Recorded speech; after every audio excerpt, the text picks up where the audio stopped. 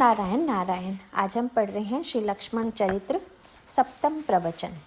पहले 6 व्याख्यानों में हमने लक्ष्मण जी के चरित्र की भूमिका पर विचार करते हुए देखा कि वे किस प्रकार श्री राम के चरित्र की पूर्णता साधित करते हैं।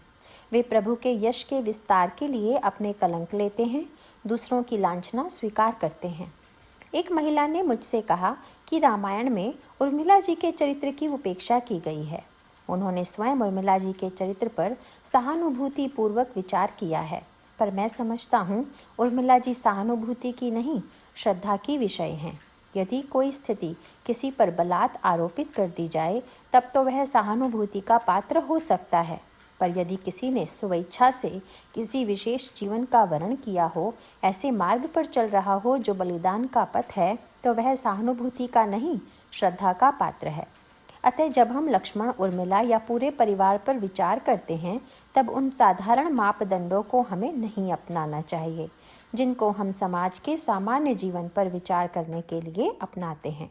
मान लीजिए एक सैनिक युद्ध क्षेत्र में लड़ने गया, तो क्या यह नहीं कहा जा सकता कि वह अपनी पत्नी के प्रति कर्तव्य का कहाँ पालन कर रहा है?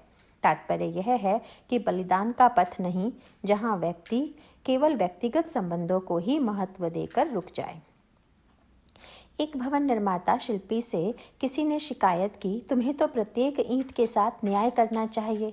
तुमने जिस बेचारी ईंट को जमीन में गाड़ दिया, उसके साथ कितना अन्याय किया। ऊपर की जो ईंटें हैं वे तो प्राप्त कर रही हैं और नीचे की ईंटें दिखाई ही नहीं देती। उसका त्याग, उसका बलिदान कितना महान है। अपने ऊपर सारा भार लादकर भी वह आँखों से ओझल रहती है। तो ऐसी शिकायत का वह शिल्पी क्या उत्तर देगा? जो नींव की ईंट है वह तो नीचे ही रहेगी। ऐसा कोई उपाय नहीं जिससे नींव की ईंट ऊपर रहे और मकान खड़ा हो जाए। और सच में देखा जाए तो गौरव तो आप नींव की ईंट को ही देते हैं जो नीचे गड़ी हुई है। उर्मिला जी या लक्ष्मण जी का गौरव इस बात में है कि राम राज्य के रूप में जिस महान आदर्श का निर्माण हो रहा है, उसके लिए वे अपने आप को मिटाकर नींव की ईंट बन जाते हैं। इसीलिए गोस्वामी जी ने श्री लक्ष्मण के लिए बड़ा सार्थक शब्द चुना, सकल जगत आधार। आधार तो नीचे ही होता है। हमारी मान्यता भी है कि पृथ्वी का आधार है शेष। पृथ्वी तो हमें दिखाई देती है, पर शेष नहीं दिखाई देते। जब हम लक्ष्मण जी को शेष का अवतार कहते हैं, तब फिर वे दिखेंगे कैसे? क्या आधार भी कभी दिखाई देता है? इस बात को न समझने के कारण ही कभी कभी लोग लक्ष्मण जी के प्रति न्याय नहीं कर पाते। यह बार बार दोहराया जाता है कि भरत जी का चरित्र महान है। इसमें संदेह नहीं कि भरत महान है, पर श्री लक्ष्मण भी उतने ही महान हैं। कुछ लोग लक्ष्मण जी को न समझने के कारण उनकी खुली आलोचना कर बैठते हैं कि उनमें शील का अभाव है, जल्दी से आवेश में आ जाते हैं आदि। कुछ लोग लक्ष्मण जी पर मानो दया करके उनके आवेश आदि की सफाई देने लगते हैं कि हाँ, उनमें आवेश सा आया तो दिखता है, पर वह इस कारण से है। उनमें शील जो नहीं दिखाई देता वह इस कारण से है। पर लक्ष्मण जी कोई दया के पात्र नहीं हैं। वस्तुतः उन्हें इसलिए ठीक समझा नहीं गया कि उनके चरित्र का उतना विस्तार नहीं हो पाया, और उर्मिला का चरित्र तो उनकी भी अपेक्षा बहुत कम सामने आया। इसका कारण मात्र यही है कि श्री लक्ष्मण भगवान राम के साथ संबंध हैं। वे भगवान की कीर्ति पताका के दंड हैं। नमन तो ध्वज को किया जाता है, दंड को कोई प्रणाम नहीं करता। पर यदि दंड को कोई प्रणाम न करता हो, आधार को कोई न देख पाता हो, तो इसका तात्पर्य यह तो नहीं कि आधार किसी प्रकार से न्यून है। एक अनोखी बात आती है। गुरु वशिष्ठ ने जब इन चारों भाइयों का नामकरण किया तो क्रम थोड़ा बदल दिया। अवस्था के अनुसार पहले श्री राम का नामकरण होना चाहिए था, फिर श्री भरत का, फिर लक्ष्मण और अंत में शत्रुघ्न जी का। गुरु वशिष्ठ ने श्री भरत तक तो क्रम का पालन किया, पर उसके बाद लक्ष्मण जी के स्थान पर श्री शत्रुघ्न का नाम रख दिया और अंत में श्री लक्ष्मण का नाम रखा। प्रश्न उठता है कि क्या वशिष्ठ जी इस अवस्था क्रम से अनभिज्ञ हैं? नहीं, ऐसी बात नहीं। वे लक्ष्मण जी का नामकरण सबसे अंत में करने का कारण बता देते हैं। लच्छन धाम राम प्रिय सकल जगत आधार। लक्ष्मण तो सबके आधार हैं, और आधार का सबसे नीचे स्थापित होना ही सुसंगत है, भले ही अवस्थाक्रम की दृष्टि से विचार करने पर यह असंगत लगे। इस प्रकार गुरु वशिष्ठ इस नामकरण में ही लक्ष्मण जी की भूमिका का संकेत कर देते हैं। फिर इन चारों भाइयों के नामकरण में ही इस क्रम का पालन नहीं किया गया, अपितु जब जनकपुरी में चारों राजकुमारियों का स्मरण किया गया तो वहाँ भी उर्मिला को श्रुति कीर्ति के बाद सबसे अंत में ही रखा गया। यद्यपि छोटे तो श्रुति कीर्ति हैं, महाराज जनक तीनों कन्याओं को लाने का आदेश देते हैं। मांडवी, श्रुति कीर्ति, उर्मिला, कुंवरी लई, हंकारिकै। तो यहाँ अवधपुरी में नामकरण में लक्ष्मण जी सबसे अंत में हैं और वहाँ जनकपुरी में राजकुमारियों में नाम स्मरण में उर्मिला जी सबसे अंत में। एक बात और है, जब गोस्वामी जी उर्मिला जी का परिचय देते हैं तो परंपरा से थोड़ा हट कर वैसा करते हैं। किसी भी स्त्री के परिचय के 3 मुख्य केंद्र होते हैं, या तो कहेंगे कि अमुक की पुत्री है, या विवाह के बाद कहेंगे कि अमुक की पत्नी है, या फिर संतान के बाद कहेंगे कि अमुक की माता है। जब श्री सीता जी पार्वती जी की वंदना करती हैं तब इन्हीं 3 संबंधों का स्मरण करती हैं। जय जय गिरिवर राज किशोरी, आप गिरिराज हिमालय की पुत्री हैं। जय महेश मुखचंद्र चकोरी, आप शंकर जी के मुखचंद्र की चकोरी हैं, अर्थात आप शंकर जी की प्रिया हैं। जय गज बदन षडानन माता, आप गणेश और स्वामी कार्तिकेय की माता हैं। पर जब गोस्वामी जी ने उर्मिला जी का परिचय दिया तो परंपरा से हट गए। विवाह के मंडप में वे तीनों राजकुमारियों का परिचय कराते हैं। मांडवी और श्रुति कीर्ति का परिचय देते हुए तो क्रम का पालन करते हैं, यह बताते हैं कि वे किनकी पुत्री हैं, पर उर्मिला का परिचय देते हुए पिता के नाम से उनका परिचय नहीं देते। मांडवी के लिए कहते हैं, कुशकेतु कन्या प्रथम, जो गुणशील सुख शोभामयी, सब रीति प्रीति समेत करी, सो ब्याही नृप भर तही।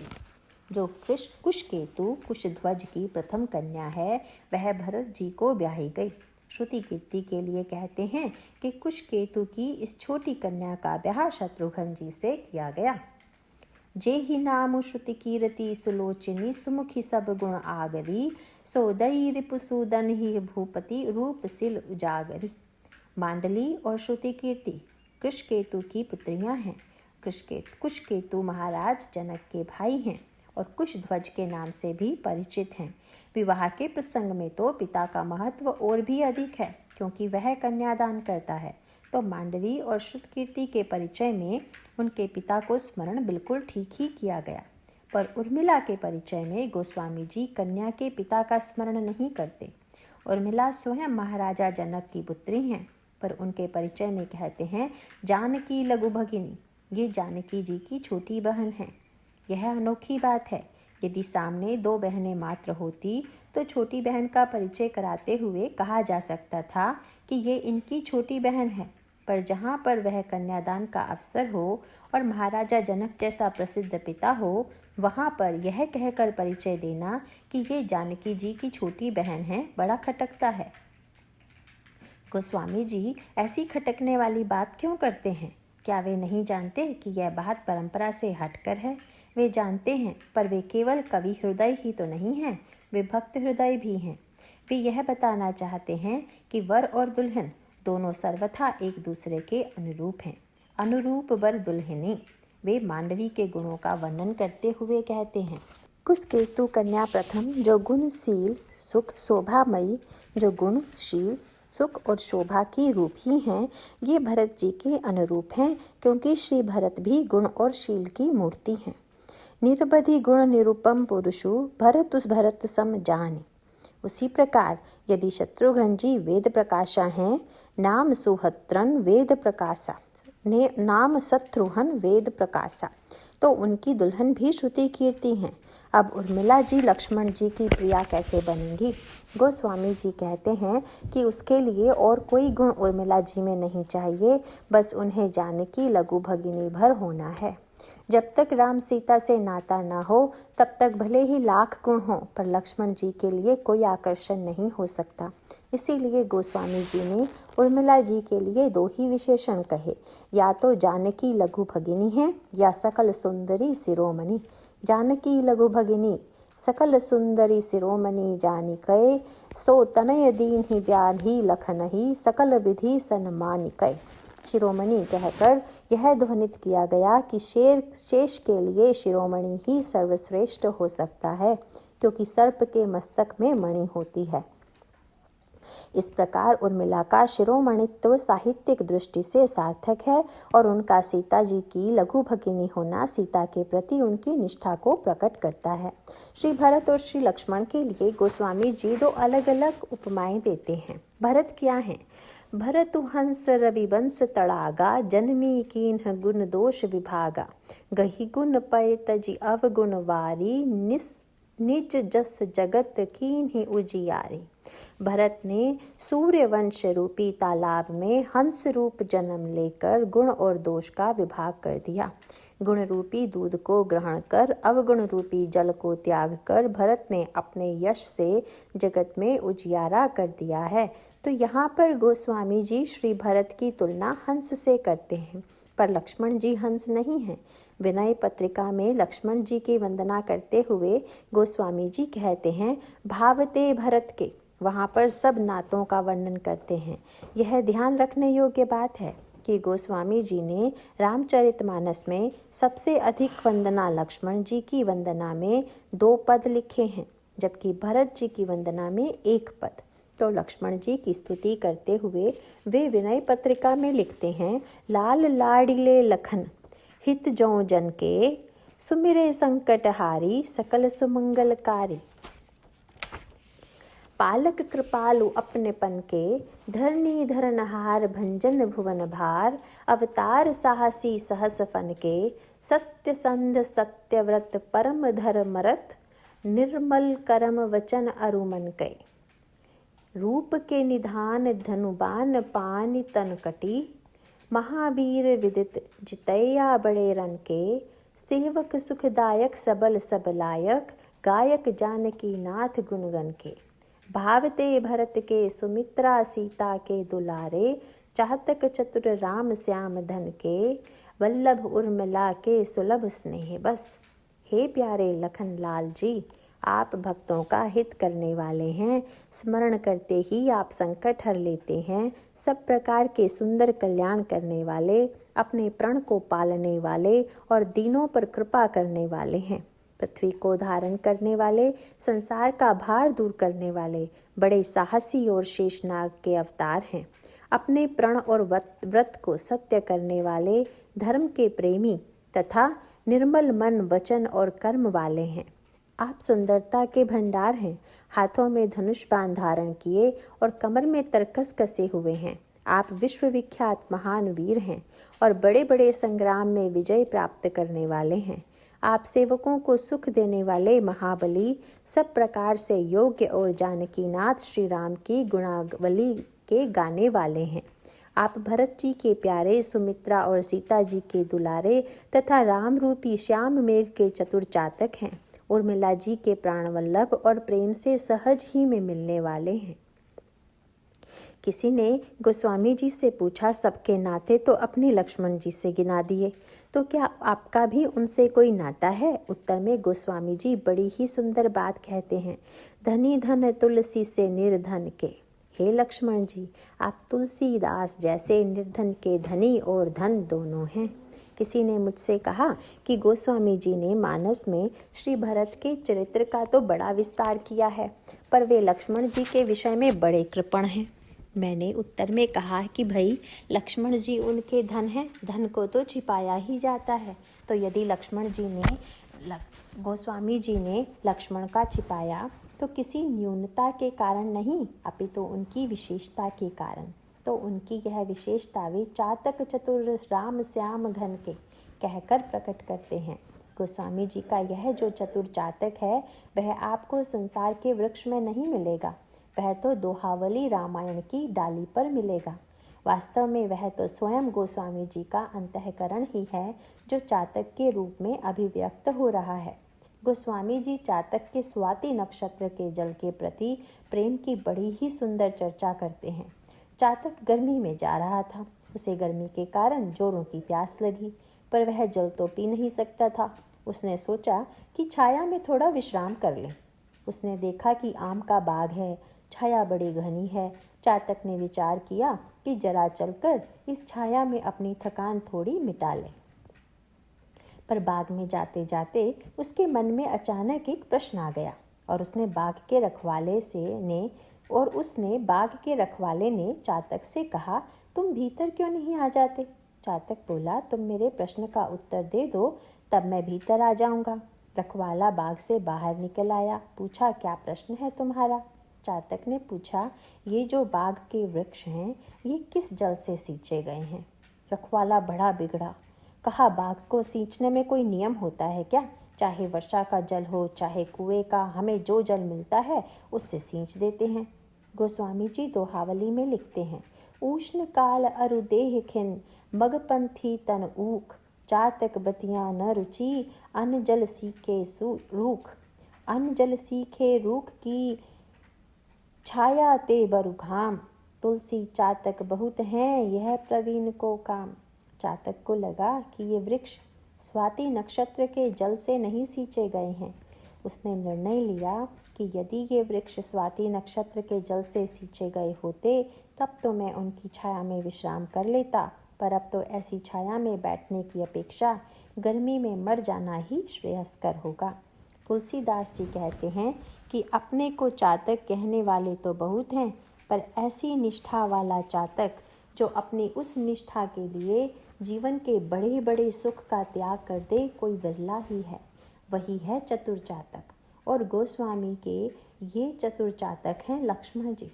गोस्वामी जी समझ गए कि स्वाति नक्षत्र के प्रेमी की प्रिया को जब तक जानकी लघु भगिनी के संबंध से संबोधित नहीं करेंगे, यह चातक शायद विवाह करना भी स्वीकार नहीं करेगा।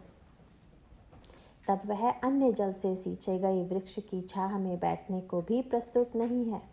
तब किसी जिसका श्री सीता और श्री राम से संबंध ना हो, वह श्री लक्ष्मण को कैसे प्रिय हो सकता है?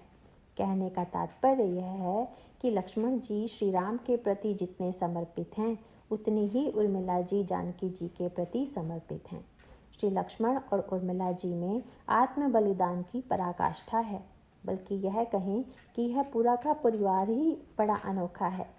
यदि हम विचार करेंगे तो देखेंगे कि सुमित्रा, उर्मिला, श्रुति कीर्ति, लक्ष्मण, शत्रुघ्न, ये सब के सब इतने अनोखी त्यागी हैं, अपने आप को मिटाने की भावना से इतने भरे हुए हैं कि प्रत्येक की यही चेष्टा रहती है कि स्वयं सामने ना आए। यह बात अलग है कि किन्हीं प्रसंगों में श्री लक्ष्मण सामने आ गए हों, पर कहीं पर सुमित्रा अम्बा को आगे आना पड़ा हो, पर स्वभावतः उनका यही प्रयत्न रहता है कि सामने न आना पड़े। कितना आश्चर्य होता है कि लक्ष्मण जी अपनी पत्नी उर्मिला को छोड़कर 14 वर्ष के लिए वन चले जाते हैं, और उससे भी अधिक आश्चर्य तब होता है जब उर्मिला अपने पति के वन जाने के अवसर पर उन्हें प्रणाम करने नहीं आती। लक्ष्मण जी भी वन जाते समय उर्मिला से मिलकर नहीं जाते। यह सब जानकर आश्चर्य ही होता है। इसका क्या कारण हो सकता है? गोस्वामी जी कहते हैं कि सुमित्रा अम्बा का परिवार उपासना का परिवार है। ज्ञान शक्तिश्च कौशल्या सुमित्रोपासनात्मिका, क्रिया शक्तिश्च कैकेयी, वेदो दशरथो नृपः। कौशल्या अम्बा मानो मूर्तिमती ज्ञान शक्ति हैं, कैकेयी अम्बा मूर्तिमती क्रिया शक्ति हैं, सुमित्रा अम्बा मूर्तिमती उपासना शक्ति हैं, तथा महाराज दशरथ मूर्तिमान वेद हैं। यदि आप तीनों माताओं की भूमिका पर विचार करें तो देखेंगे कि ज्ञान, कर्म और उपासना की जो विशेषता होती है, वह इन तीनों में विशेष रूप से दिखाई देती है। ज्ञान की विशेषता है समत्व, वह आपको कौशल्या जी में मिलेगा। क्रिया की विशेषता है रजोगुण और उत्साह, वह आपको कैकेयी जी में मिलेगा। उपासना की विशेषता है समर्पण, वह आपको सुमित्रा अम्बा के चरित्र में मिलेगा। तीनों का अपना अलग अलग व्यक्तित्व, अलग अलग चरित्र है। कौशल्या अम्बा के लिए गोस्वामी जी कहते हैं कि उन्हें श्री राम और श्री भरत में कोई भेद ही नहीं दिखाई देता था। राम भरत दोऊ सुत समझाने, यह ज्ञान की पराकाष्ठा है। कैकेयी अम्बा बड़ी उदार हैं, बहुत ही उत्साही हैं, और जैसा कि क्रियापरायण व्यक्ति हुआ करते हैं, वे इस सिद्धांत का पालन करती हैं कि मुझसे अच्छा व्यवहार करो तो हम भी अच्छा व्यवहार करेंगे, और तुम यदि एक बुरा करो तो हम दो बुरा करेंगे। वे ऐसा सोचती हैं कि यदि राम मुझे अपनी माँ से अधिक आदर देता है तो मैं भी उसे अपने बेटे से अधिक प्यार दूंगी, और यदि नहीं देता तो जस को सलाम मोर भलता का, तस फल उन्हीं देऊं करी साका। कौशल्या ने मेरा जैसा भला चाहा है, मैं भी साका करके उन्हें वैसा ही फल दूंगी। यह क्रिया की वाणी है। उपासना की भाषा इससे सर्वथा भिन्न है। सुमित्रा अम्बा में उपासना का यह रूप प्रारंभ से ही दिखाई देता है, जब यज्ञ पुरुष द्वारा प्रदत्त पायस का तीनों रानियों में वितरण किया गया। आप रामचरितमानस में पढ़ते हैं कि जब महाराज दशरथ ने पुत्र कामिष्टि यज्ञ कराया, तब स्वर्ण पात्र में चरु लेकर अग्निदेव प्रकट हुए। उन्होंने चरु का पात्र महाराजा दशरथ को देते हुए कहा, इसे ले जाकर अपनी रानियों में बांट दो। जब पूछा गया कि किस आधार पर बांटा जाए, तो उत्तर मिला, जथा जोग जही भाग बनाए, जिसको जैसा उचित हो वैसा भाग बनाकर बांट दो। अब यहाँ पर एक प्रश्न उठता है कि अग्निदेव को ऐसा कहने की क्या आवश्यकता थी कि खीर को हवि को बांटकर जो जिस योग्य हो उसे वैसा दे दो। तो इसके पीछे एक कथा है। अन्यत्र संकेत प्राप्त होता है कि महाराज दशरथ के जब कोई संतान नहीं हुई तो कैकेयी जी से विवाह का प्रसंग आया। कैकेयी के पिता महाराज कैकेयी ने महाराज दशरथ के समक्ष एक शर्त रखते हुए कहा कि मैं अपनी कन्या का आपसे विवाह तभी करूंगा जब आप प्रतिज्ञा करें कि मेरी कन्या से उत्पन्न पुत्र ही राज्य का उत्तराधिकारी होगा। महाराज कैकेयी क्रिया के पिता हैं, इसीलिए बिना लेन देन के कोई बात स्वीकार नहीं करते। क्रिया जब तक परिणाम को नहीं देख लेती तब तक वह क्रियमाण नहीं होना चाहती। कैकेयी है रजोगुण, रजोगुण की कन्या है क्रिया, क्रिया रजोगुण से क्रिया का जन्म होता है। कौशल्या और सुमित्रा के विवाह में कोई शर्त नहीं है, जबकि कैकेयी के विवाह में है। तो जब महाराज दशरथ के सामने यह शर्त रखी गई तो उन्होंने सोचा कि इसमें भला क्या कठिनाई हो सकती है। अन्य रानियों से तो कोई संतान है ही नहीं, इसीलिए कैकेयी से जो पुत्र प्राप्त होगा राज्य उसे दे देंगे। वे यह तो नहीं जानते थे कि आगे क्या क्या होने वाला है। इसीलिए अग्निदेव जब प्रकट होकर उन्हें चरु देकर कहते हैं कि इसे रानियों में यथोचित रूप से बांट दो, तो यह महाराज दशरथ के समक्ष एक समस्या बन गई। वे कैकेयी से उनके पुत्र को राज्य देने के लिए वचनबद्ध हैं। ऐसी दशा में उनके लिए उचित तो यही होता कि वे चरु मात्र कैकेयी को ही दे देते। उससे राज्य के उत्तराधिकारी के लिए संघर्ष की कोई संभावना उत्पन्न नहीं होती। लेकिन अग्निदेव कहते हैं कि चरु का वितरण करना है। यज्ञ का तात्पर्य भी वितरण ही है। अकेले मत ग्रहण करो, बांट कर ग्रहण करो। तो ऐसे में राजा दशरथ के लिए एक सरल उपाय यह था कि वे तीनों रानियों को चरु का बराबर बराबर भाग दे दिया जाता। पर वहाँ भी अग्निदेव ने एक सूत्र लिख दिया, जो जिस योग्य हो उसे उतना भाग देना है। यह बड़ा कठिन कार्य था, पर महाराज दशरथ ने वितरण का यह कार्य न्यायपूर्वक किया। यदि वे ममता में पड़कर वितरण करते तो संभव था कि वे कैकेयी जी को पूरा का पूरा चरु दे देते, क्योंकि कैकेयी जी ने अपने सौंदर्य से उन्हें आसक्त बना रखा था। फिर कैकेयी जी के स्वभाव की तेजस्विता भी थी। किंतु महाराज दशरथ ने पूरे न्याय के साथ बांटने का काम किया। उन्होंने चरु का आधा भाग कौशल्या जी को ज्ञान को दिया, अर्ध भाग कौशल्य ही दीना, और आधे बचे हुए भाग के फिर दो भाग किए। उसका एक भाग उन्होंने कैकेयी जी को दिया। अब सीधा क्रम यही होता कि शेष दूसरे भाग को वे सुमित्रा जी को दे देते। पर गोस्वामी जी कहते हैं कि महाराज दशरथ ने स्वयं अपने हाथ से सुमित्रा जी को नहीं दिया। वे इस बचे हुए अंतिम भाग के पुनः दो भाग करते हैं और कौशल्या जी तथा कैकेयी जी के हाथ में एक एक भाग रख देते हैं और उन दोनों से अनुरोध करते हैं कि वे अपने हाथ से सुमित्रा को दे दें। यह बड़ा विचित्र बंटवारा है। पहले आधा आधा करना, फिर आधे के दो भाग करना। इन दो भागों में से एक कैकेयी को देकर बचे हुए दूसरे भाग के फिर दो भाग करना, और इन दो भागों को अपने हाथ से सुमित्रा जी को न देकर कौशल्या जी और कैकेयी के हाथ से उन्हें दिलाना। इसका क्या तात्पर्य हो सकता है? महाराजा दशरथ इस बंटवारे की प्रक्रिया के द्वारा मानो अपनी रानियों को यह बताना चाहते हैं कि मैंने तो वितरण किया ही, अब तुम लोग भी वितरण करना सीखो। वितरण का अधिकार केवल मुझे नहीं बल्कि तुम लोगों को भी है। अच्छा, इस वितरण की प्रणाली में किसके प्रति पक्षपात होता है? अलग अलग दृष्टि से देखने पर पक्षपात भी अलग अलग के प्रति हुआ दिखाई देता है। एक दृष्टि से लगता है कि आधा भाग कौशल्या जी को देकर उनके प्रति अधिक सम्मान प्रदर्शित किया गया है। कैकेयी जी सोचती हैं कि भले ही मैं पट्टमहिषी नहीं हूँ, तथापि महाराज ने अपने हाथ से मुझे चरु देकर मेरा सम्मान किया है।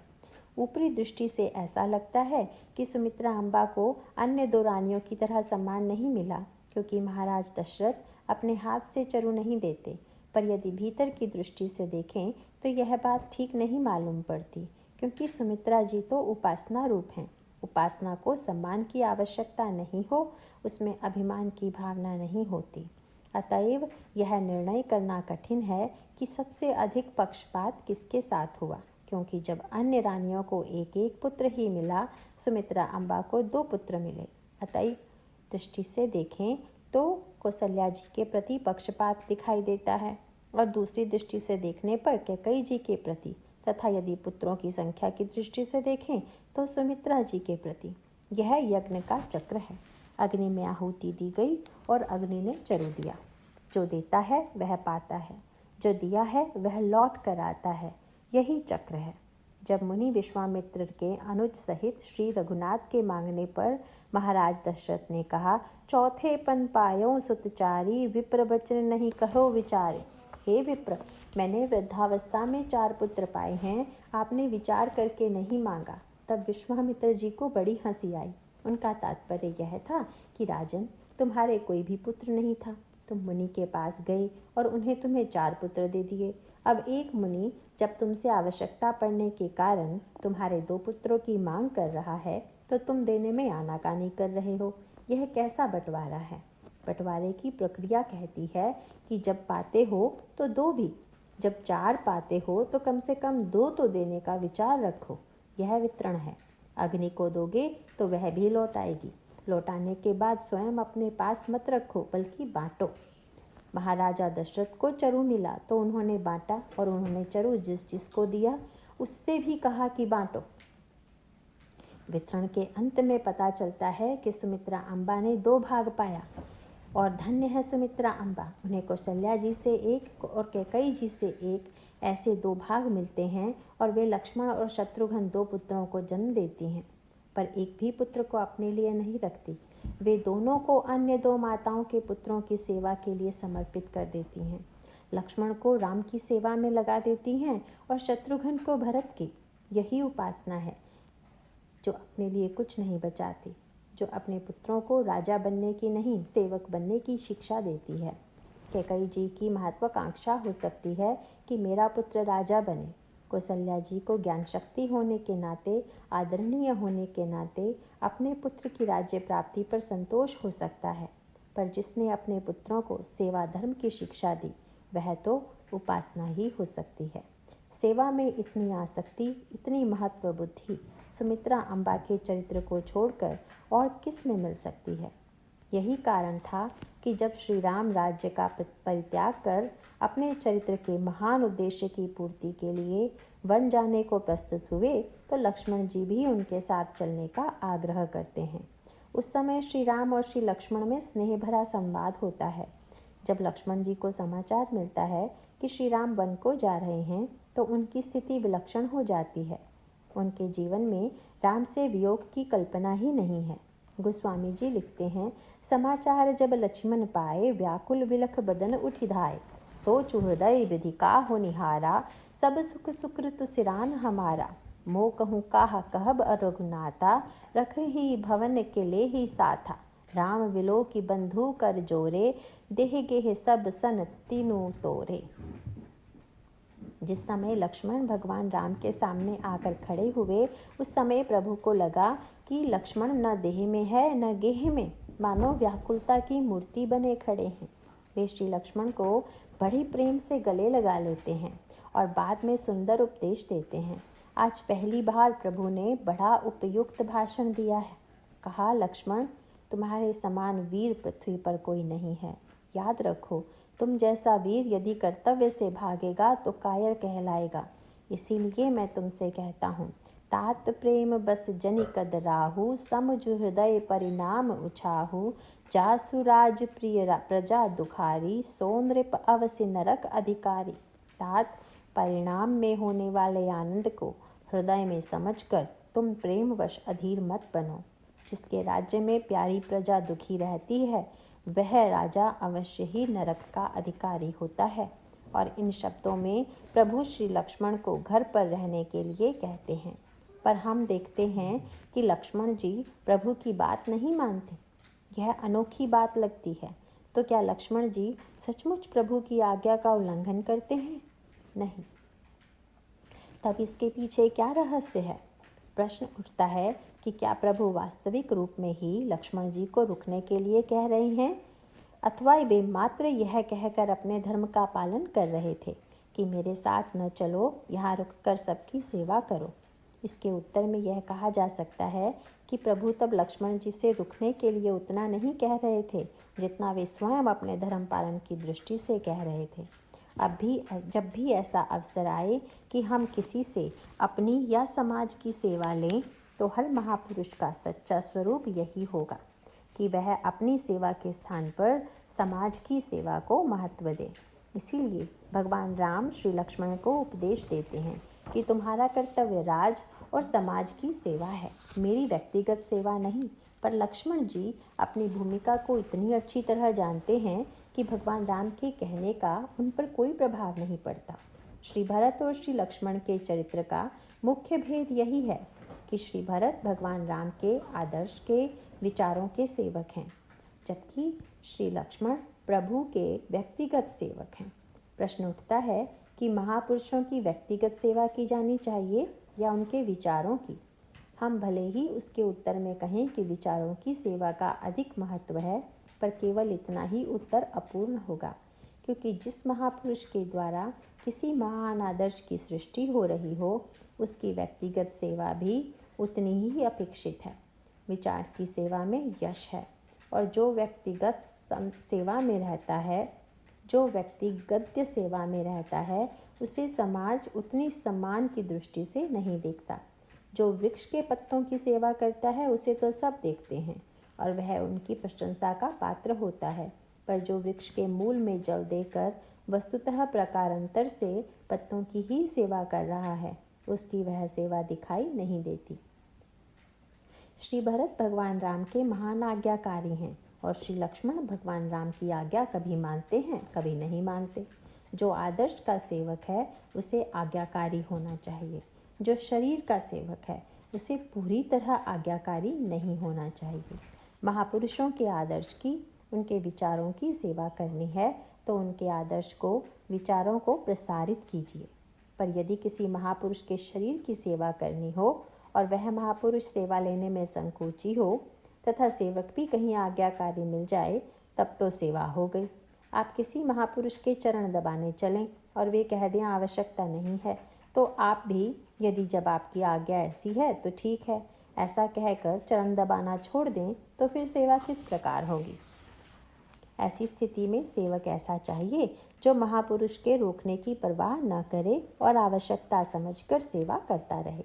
श्री भरत और श्री लक्ष्मण में यही अंतर है। भरत जी सोचते हैं कि हमारे प्रभु इतने महान हैं कि जो कहेंगे ठीक ही कहेंगे, और लक्ष्मण जी कहते हैं कि हमारे राम भोले हैं और बिना सोचे समझे आज्ञा दे दिया करते हैं।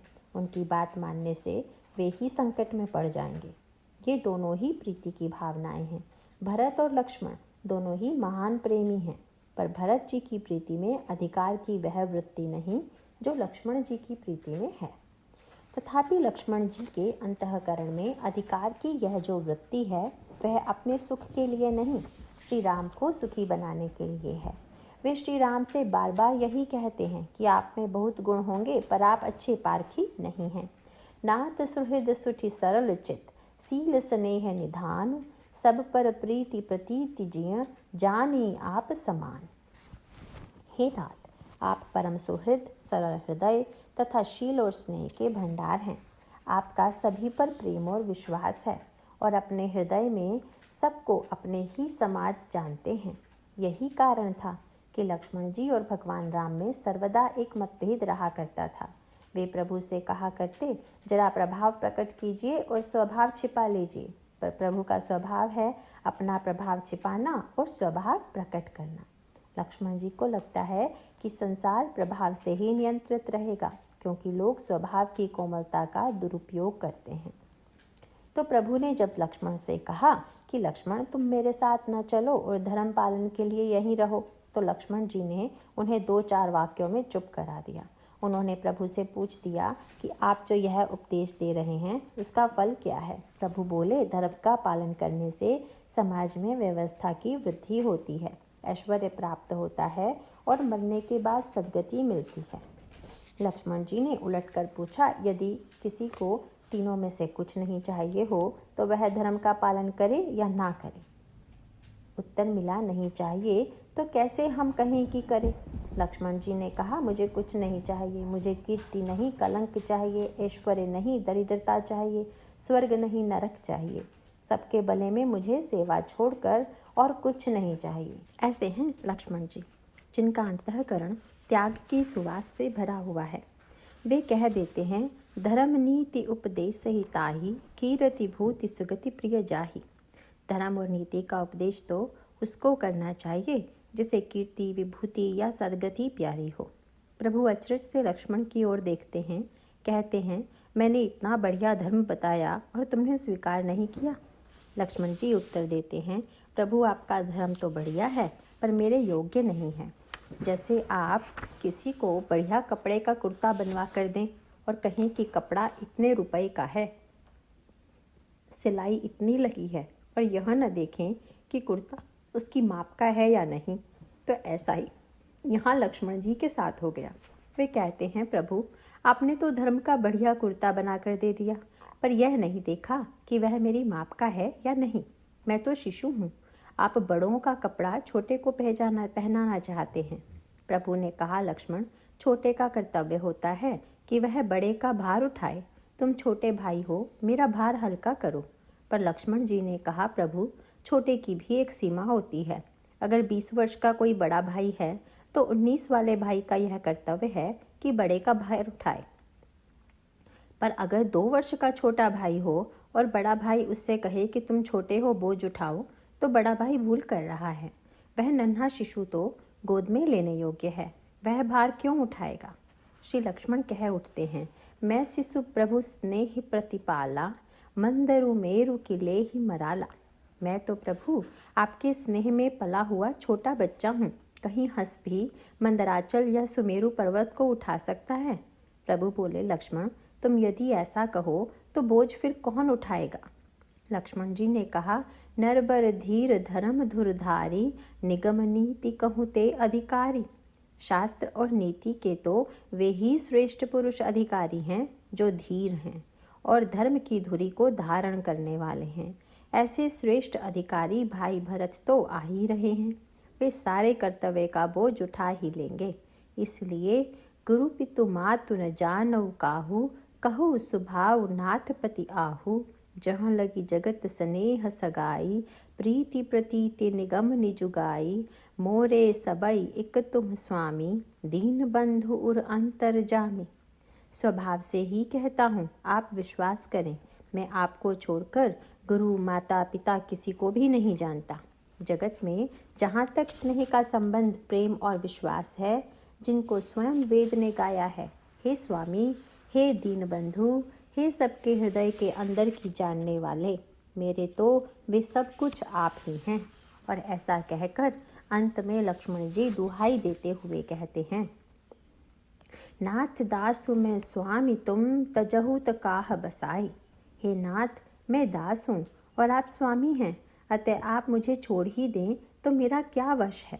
लक्ष्मण जी का तात्पर्य यह है कि प्रभु आप ईश्वर हैं, मेरे स्वामी हैं, और मैंने सुना है कि ईश्वर कभी अपने आश्रित का त्याग नहीं करता। अब यदि आप मुझे छोड़ जाएंगे तो इसका मतलब यही होगा कि आप अपने धर्म का त्याग कर रहे हैं और जब आप ही अपने धर्म का इस प्रकार त्याग कर देंगे तब भला मैं अपने धर्म का पालन कैसे कर पाऊंगा। इसलिए प्रभु आप मुझे साथ रखकर अपने धर्म पालन कीजिए और मुझे सेवा का अवसर प्रदान दीजिए। प्रभु समझ गए कि यहाँ तर्क काम नहीं देने वाला है। वे एक अनोखा खिल खिलते हुए कहते हैं, मांगहु विदा मातु सन जाई, जाकर माता से विदा मांगाओ। जरा शब्दों को देखिए, प्रभु यह नहीं कहते कि जाकर माता से आज्ञा मांग लो। वे जानते थे कि लक्ष्मण फिर से नहीं कर देंगे। आज्ञा मानना और विदा मांगना दोनों में अंतर है। आज्ञा मांगने में बंधन है, पर विदाई में मात्र शिष्टाचार की पूर्ति है। यदि आज्ञा ही लेनी होती तो श्री लक्ष्मण को प्रभु माता के पास क्यों भेजते? तब तो पिता के पास भेजते, क्योंकि पिता राजा हैं और राजा से आज्ञा मांगना ही समीचीन होता। पर प्रभु तो खेल कर रहे हैं। वे सोचते हैं कि लक्ष्मण सब कुछ त्याग कर मेरे साथ चल रहा है, वह एक बार सुमित्रा अम्बा से मिल तो ले। प्रभु कभी कभी दो भक्तों को मिलाकर अनोखा रस लेते हैं। मिलाने का उद्देश्य यह होता है कि दोनों भक्त मिलकर एक दूसरे से कुछ ले लें, कुछ पा लें, जिससे किसी के मन में यह भावना भूल से भी उत्पन्न न हो कि मेरी भक्ति या मेरा ज्ञान अनूठा है। सुमित्रा अम्बा और लक्ष्मण का मिलन इसी भूमिका को प्रस्तुत करता है। रामचरितमानस में लंका कांड में प्रसंग आता है कि लक्ष्मण जी को 2 बार शक्ति लगी, एक बार मेघनाद के द्वारा, दूसरी बार रावण के द्वारा। जब मेघनाद के द्वारा शक्ति लगी तो भगवान ने सुषेण वैद्य को बुलवाया, दवा पूछी और हनुमान जी को दवा लेने भेजा गया। पर जब रावण ने शक्ति मारी और लक्ष्मण जी मूर्छित हुए, तब भगवान ने वैद्य बुलाया, न दवा की। न वैद्य बुलाया न दवा की। हनुमान जी लक्ष्मण जी को प्रभु की गोद में रख गए। प्रभु ने लक्ष्मण के कान में एक वाक्य कहा, तुम्ह कृतांत भच्चक सुरत्राता।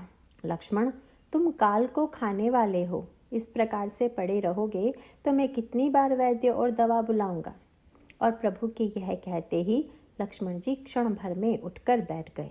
उस रात्रि प्रभु की चरण सेवा करते हुए हनुमान जी बोले, प्रभु, पूरा रहस्य प्रकट हो गया कि आपने मुझे दवा लेने पहली बार क्यों भेजा था। जैसे इस समय आपने लक्ष्मण जी को चैतन्य कर दिया, वैसे ही तब भी तो कर सकते थे। पर उस बार तो आप मुझे श्री भरत से मिलाना चाहते थे, और इस बार लक्ष्मण जी की मूर्छा के माध्यम से आपने उनके स्वरूप को प्रकट कर दिया।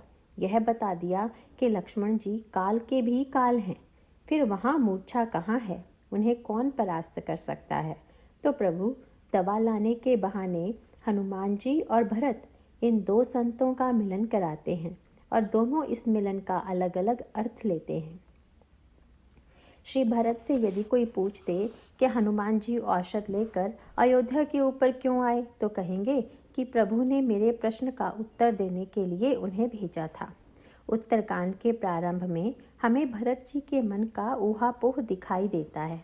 वे कहते हैं, मेरे मन में तो चित्रकूट में प्रभु के समक्ष एक विकल्प रखा था कि लक्ष्मण को वापस कर मुझे साथ में ले चलें, पर प्रभु मुझे नहीं ले गए, लक्ष्मण जी का ही चुनाव किया। यह प्रश्न मेरे मन में छिपा हुआ था, तो हनुमान जी को भेजकर उन्होंने मेरे इस प्रश्न का उत्तर दे दिया। प्रभु समझ गए कि मैं कैसा हूँ। अहई धन्य लक्ष्मण बड़ भागी, राम पदार बिंदु अनुरागी। कपटि कुटिल मोहि प्रभु चीन्हा, ताते नाथ संग नहीं लीना। आहा, लक्ष्मण बड़े धन्य एवं बड़भागी हैं, जो श्री रामचंद्र जी के चरणारविंद के प्रेमी हैं।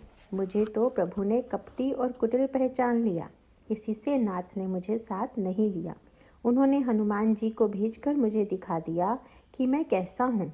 जिस समय हनुमान जैसा संत पर्वत लेकर आकाश के ऊपर दिखाई पड़ा और मैंने राक्षस समझकर उस पर बाण चला दिया, तभी से मुझे अपने चरित्र का सच्चा ज्ञान हो गया कि जो इतने बड़े संत को निशाचर समझता है, उसकी दृष्टि कितनी मलिन होगी। यदि हनुमान जी न आए होते तो मैं अपनी दृष्टि की मलिनता को जानता कैसे। भक्त तो निशाचर में भगवान देखता है, और मैंने भक्त में निशाचरत्व देखा। मैंने समझ लिया कि मेरी दृष्टि कितनी मलिन है, मानो मैं राक्षस की श्रेणी में ही चला गया। प्रभु के एक सेवक लक्ष्मण जी को मेघनाद ने गिराया और दूसरे सेवक हनुमान जी को मुझ जैसे नीच ने। मैं तो लंकावासियों की ही श्रेणी में आ गया। इस प्रकार प्रभु ने मुझे दिखा दिया कि मैं इस योग्य था ही नहीं कि वे मुझे ले जाते। संत के दर्शन से मुझे अपनी कमी का ज्ञान हो गया।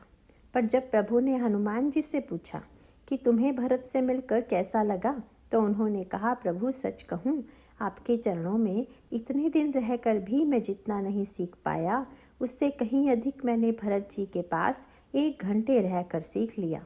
जब भरत जी ने मुझ पर बाण मारा और मैं नीचे गिर पड़ा तो पर्वत ऊपर ही रह गया। इससे मुझे पहली शिक्षा यह मिली कि पर्वत उठाने वाले आप थे, मैं नहीं, क्योंकि यदि मैं पर्वत उठाए होता तब तो मेरे गिरने के साथ साथ पर्वत भी गिर पड़ता। लेकिन पर्वत तो गिरा नहीं, मैं ज़रूर गिर गया। अतएव पर्वत को उठाने वाली शक्ति आपकी थी, मैं तो केवल निमित्त दिखाई दे रहा था। यदि भरत जी बाण न मारते तो मैं इस सत्य की प्रतीति मुझे कैसे होती। और दूसरी शिक्षा तो यह मिली कि मुझ में कोई विश्वास ही नहीं है। विश्वास तो भरत जी में है। पहले मैं अपने को विश्वासी समझता था, पर भरत जी का विश्वास देख मुझे लगा कि मेरा विश्वास ही नहीं है। जब लक्ष्मण जी मूर्छित हुए तब तो मैं वैद्य को घर सहित उठा लाया। जब दवा की आवश्यकता पड़ी तो पर्वत को उठा लाया। मैं समझता था कि मैं वैद्य ले जा रहा हूँ, दवा ले जा रहा हूँ, पर जब मैं अयोध्या में मूर्छित हुआ तो भरत जी ने न तो वैद्य बुलाया न दवा बुलाई, बस एक वाक्य कहकर मेरी मूर्छा दूर कर दी। जो मोरे वन वच अरुकाया, प्रीति राम पद कमल अमाया, तो कपि हो विगत शमसूला।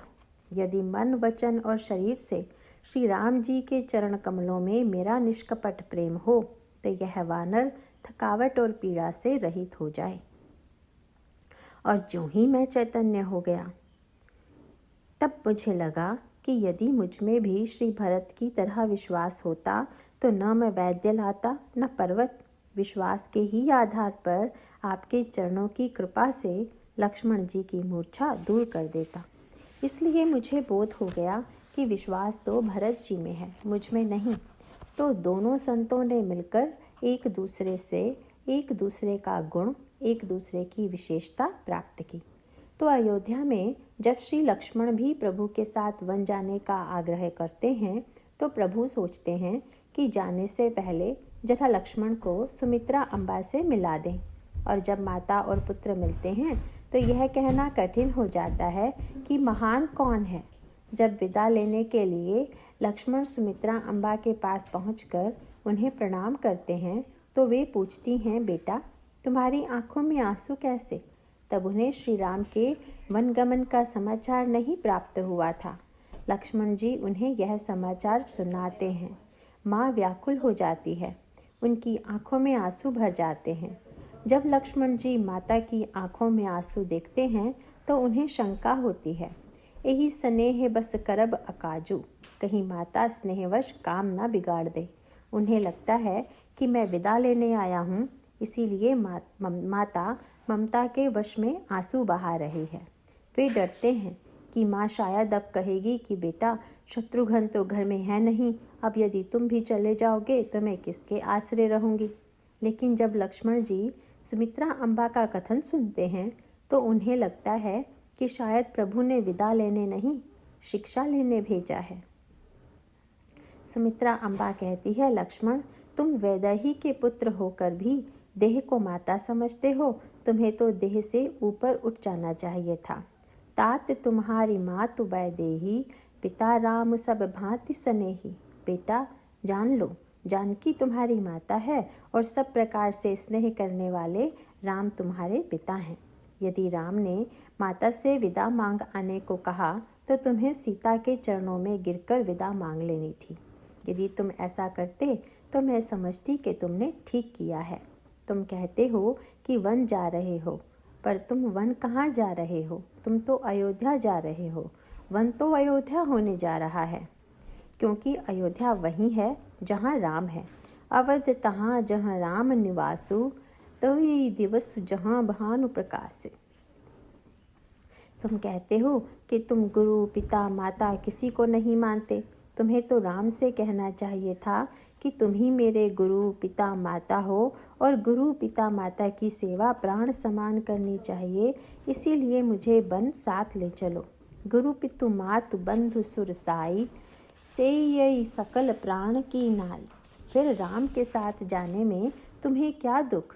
तुम तो अपने माता पिता के साथ घूमने जा रहे हो। वास्तव में त्याग तो राम कर रहे हैं, जो तुम्हारे लिए राज्य माता पिता सब कुछ छोड़कर वन जा रहे हैं। तुम कहूँ बन सब भांति सुपासु, संग पितु मातु राम सिय जासु। तुम्हें वन में सब प्रकार से आराम रहेगा। तुम ऐसा मत सोचना कि मैं तुम्हारी माता हूँ। तुम्हारी माता तो सीता है। यदि राम के चरणों के पास बैठकर तुम सोचने लगे कि मेरी माता अयोध्या में है, तो तुम्हारा शरीर भले ही राम के पास रहे, पर तुम्हारा मन मेरे पास अयोध्या आ जाएगा। इसीलिए बिल्कुल भूल जाओ कि मैं तुम्हारी माता हूँ, पर मैं याद रखूँगी कि तुम मेरे बेटे हो और मैं तुम्हें अपने आप को तुम्हारी माँ मानूंगी, क्योंकि पुत्रवती जुवती जग सोई, रघुपति भगतु जासु सुतु होई, न तरु बांझ भली बादी बियानी, राम विमुख सुत हिते हित जानी। संसार में वही युवती स्त्री पुत्रवती है जिसका पुत्र रघुनाथ का भक्त हो, नहीं तो जो राम से विमुख पुत्र से अपना हित जानती है वह तो बांझी अच्छी पशु की भांति उसका बयाना व्यर्थ ही है। फिर जब तुम राम के चरणों में रहोगे तो तुम्हारे नाम के साथ मेरा नाम भी राम के चरणों में रहेगा। सुमित्रा के पुत्र को राम के चरणों में रहने से मेरा भी रहना हो ही जाएगा। माता सुमित्रा लक्ष्मण से एक और मीठी बात कहती है, जब सीता तुम्हारी माता है तो फिर मेरा क्या स्थान है? मेरा स्थान वही है जो दूध के संदर्भ में पात्र का होता है। भगवान को जब दूध का भोग लगाया जाता है तब किसी पात्र में उसे रखकर ही ऐसा किया जाता है। बिना पात्र का स्पर्श किए व्यक्ति दूध नहीं पी सकता। तो सुमित्रा अम्बा अपने को वही पात्र मानती है। भूरी भाग भाजनु भयऊ, मोहि समेत बलि जाऊ, जो तुम्हारे मन छाऊ छिलू, कीन्ह राम पद ठाऊ। मैं बलिहारी जाती हूँ तो मेरे समेत तुम बड़े ही सौभाग्य के पात्र हुए, जो तुम्हारे चित्त ने छल छोड़कर राम के चरणों में स्थान प्राप्त किया है। और लक्ष्मण जी माँ का उत्तर सुनकर समझ गए कि प्रभु ने मुझे माता के पास क्यों भेजा था। उन्होंने कहा, माँ, मैं तुम्हारी पात्रता से धन्य हो गया। यदि दूध अच्छा हो और पात्र ठीक न हो तो दूध फट जाता है। तुम्हारी पात्रता ने मुझे कृतार्थ कर दिया। प्रभु ने लक्ष्मण को विदा मांग आने को कहा, स्वयं नहीं गए। सुमित्रा अम्बा का परिवार बड़ा विलक्षण है। इसे सामान्य बुद्धि से समझा नहीं जा सकता। प्रभु ने सोचा कि माँ से मैं एक बार कर्ज ले चुका हूँ और उसे लौटाया नहीं, तब भला किस मुँह से अब फिर से उधार मांगने जाऊँ। पर उन्हें माँ की उदारता पर विश्वास है, इसलिए वे लक्ष्मण से कहते हैं कि तुम ही विदा मांग आओ। अच्छा, माता सुमित्रा लक्ष्मण के साथ क्यों नहीं आई? इसलिए कि उन्हें लगा कि कहीं मुझे देखकर राम के मुंह पर संकोच का भाव न आए। जो वस्तु मेरी है ही नहीं, उसे देने का गर्व का भार मैं क्यों वहन करूं?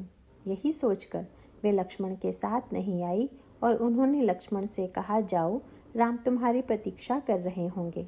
तुमने देर लगा दी। वह भक्ति ही क्या जो प्रभु से प्रतीक्षा करवाए। और अंत में माता सुमित्रा लक्ष्मण जी को आशीर्वाद देती हुई कहती हैं, रति हो अविरल अमल सिय, रघुवीर पद नित नित नई। सीता और राम के चरणों में तुम्हारा निर्बल एवं प्रगाढ़ प्रेम नित नित नया हो। लक्ष्मण जी को माता से तो विदा मिल गई, पर वे सोच रहे थे कि उर्मिला क्या कहती है।